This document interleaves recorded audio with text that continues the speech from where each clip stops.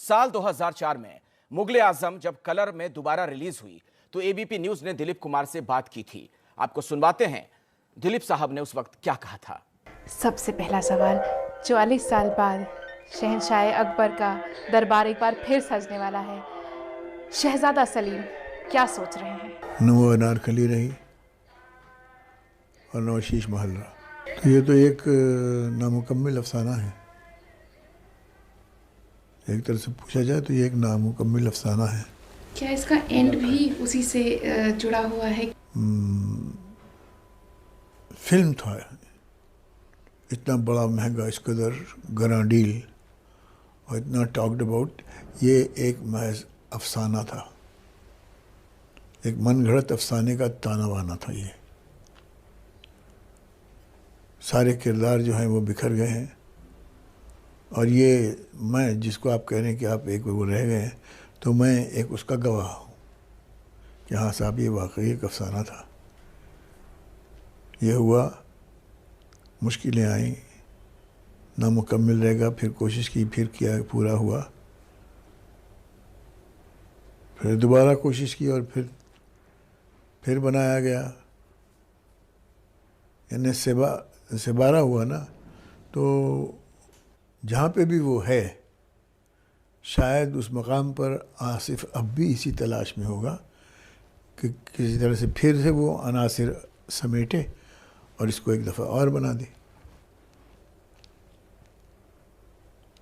क्यों इस किस्म का जो इस जुनून का ख्वाब जो है वही शख्स देख सकता। With all great affection I would like to now close this chapter.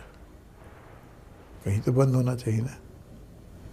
काफ़ी अफसाना गया, अफसाना तवील हो गया है। या तो डरना क्या जब प्यार किया, तो डरना क्या, प्यार किया कोई चोरी नहीं की, चुप चुप आए।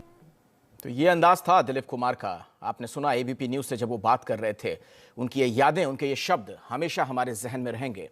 दिलीप कुमार से पहली मुलाकात को लेकर उनकी पत्नी सायरा बानो ने क्या कहा था, ये भी आपको सुनवाते हैं। जब मैंने इनको पहले ही देखा था तो आई हैड सॉर्ट ऑफ बिल्कुल मेरे माइंड में एक इम्प्रिंट हो गया था दिलीप कुमार साहब का।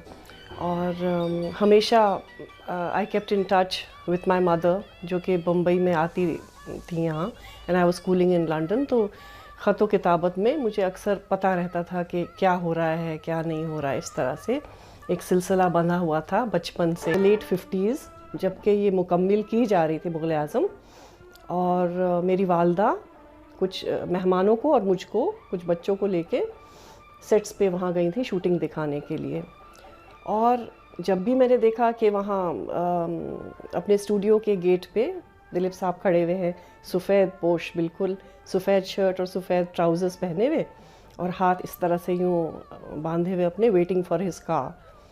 एंड माई हार्ट फेल कि अल्लाह, ये तो पैकअप हो गया दिलीप साहब का और इनकी शूटिंग देखने को नहीं मिलेगी हमें।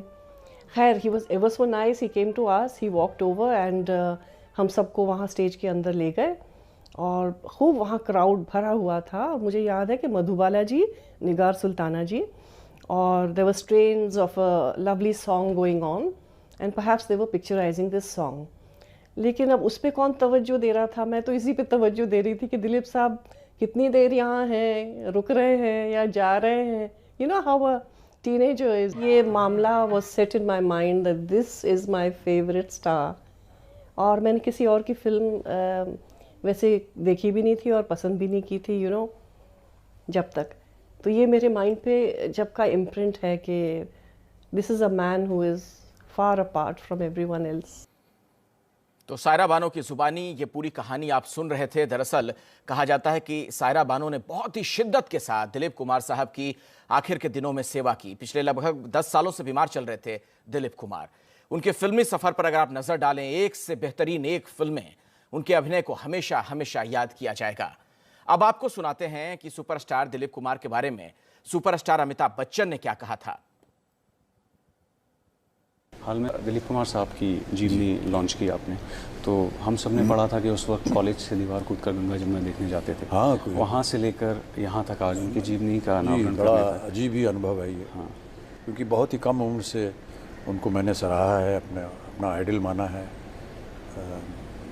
और हमेशा माना है कि उनसे बेहतर कलाकार कोई है नहीं। प्रेरणा लेते रहते हैं हम उनसे, और फिर अचानक एक दिन आप अपने आप को उनके सामने पाते हैं, एक ही माध्यम में, एक ही फिल्म में। ये अद्भुत एक उन्होंने क्या कहा, जो कुछ लफ्ज़ कुछ बांटना चाहेंगे हमारे साथ? नहीं, यूसुफ साहब थोड़े से अस्वस्थ हैं। हाँ हाँ, बोलते ज़्यादा नहीं हैं,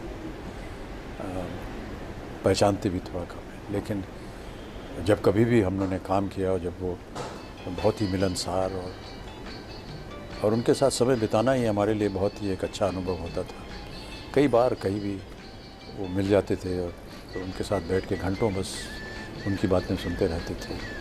रात बेरात कभी हम उनके यहाँ पहुँच जाएँ बिन बुलाए तो वो उठते थे और बैठाते थे, बात करते थे। बड़ा अच्छा लगता था उनके साथ रहकर। अचानक उनकी ही ऑटोबायोग्राफी का विमोचन करना, ये हमारे लिए एक बहुत बड़ी उपलब्धि है।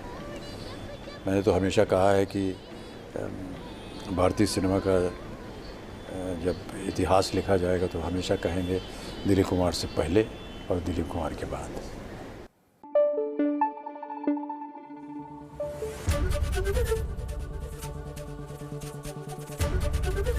एबीपी न्यूज़ आपको रखे आगे।